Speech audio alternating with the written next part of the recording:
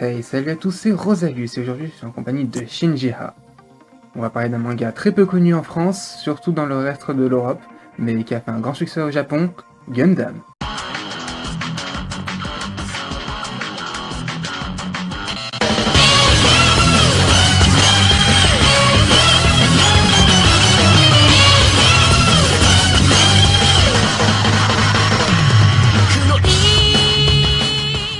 On va dire que le Japon a pas mal de fantasmes dans le genre manga et animé. L'un d'entre eux, c'est le mecha design, tout ce qui est les mechas géants, les robots. Et la plus grande série qui a fait un gros succès au Japon depuis 1979, c'est Gundam. La série a continué avec une multitude d'animés de plusieurs univers différents, donc il y a de quoi s'éclater avec, pour toutes les personnes et toutes les tranches d'âge. Et on va commencer avec Gundam Seed, une série qui est pas très compliquée, j'avoue. Salut! Alors Gundam Seed est un animé en 50 épisodes qui se déroule dans un futur où l'humanité a débuté la colonisation spatiale à l'aide de colonies autonomes. Depuis, une espèce humaine avancée est apparue, donc créée artificiellement. Les humains créés par procédé de clonage et de croissance, donc c'est non naturel, et qui sont appelés les coordinateurs.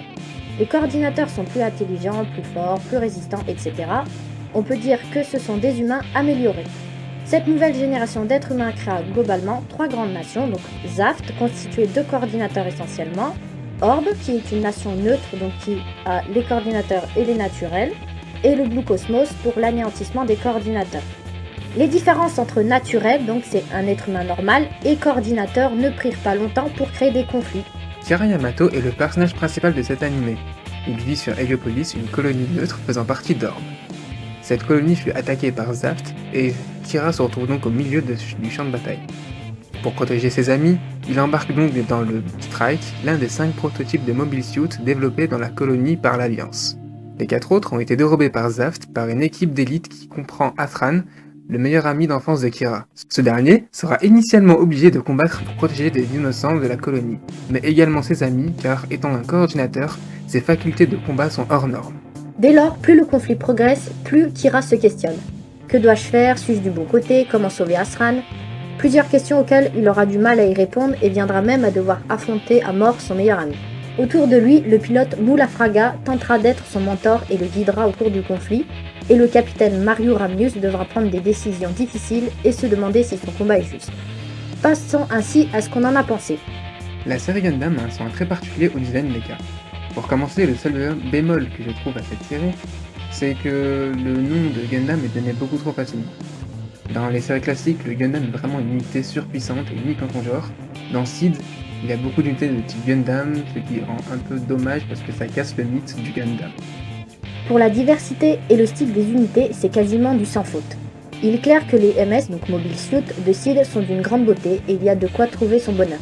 Le réalisme est au rendez-vous, hormis pour quelques unités, comme par exemple l'Aegis qui a une transformation trop complexe pour être solide.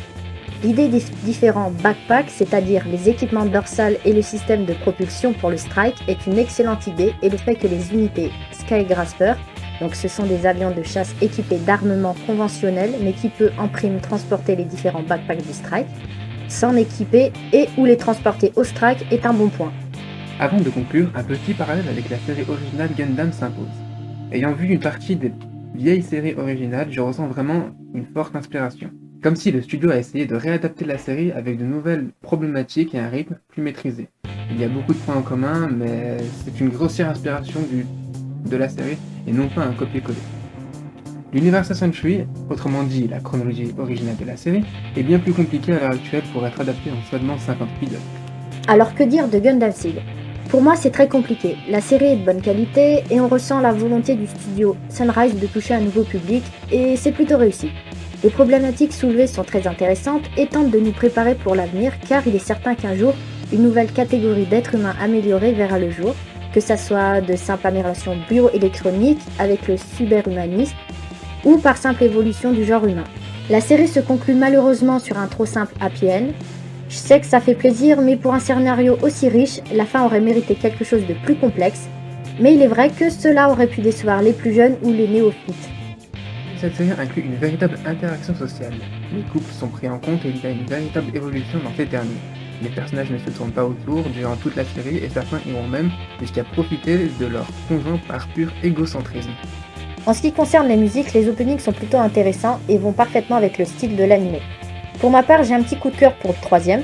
Et moi, j'ai préféré le premier. Niveau ending, c'est la même chose, même si je les trouve plus belles et plus touchantes, malgré que le premier ending et le second soient identiques par rapport aux images. Ma préférée est la dernière. Bah moi, j'ai préféré la première. Finissons avec les OST qui font un carton plein car elles réussissent à vous entraîner, que ce soit pour une scène dynamique ou bien plus triste. Que s'il est une bonne série, oui, on peut la regarder facilement et passer un très bon moment. L'évolution des personnages est intéressante et suit plutôt bien le déroulement du scénario. Les dessins sont beaux, les combats sont dynamiques et certains sont même très touchants. Je recommande bien cette série même si pour ma part je préfère 0-0. Et ça, ce sera pour un prochain épisode. C'était Rosalius Et Shinji A. et on se retrouve pour une prochaine vidéo.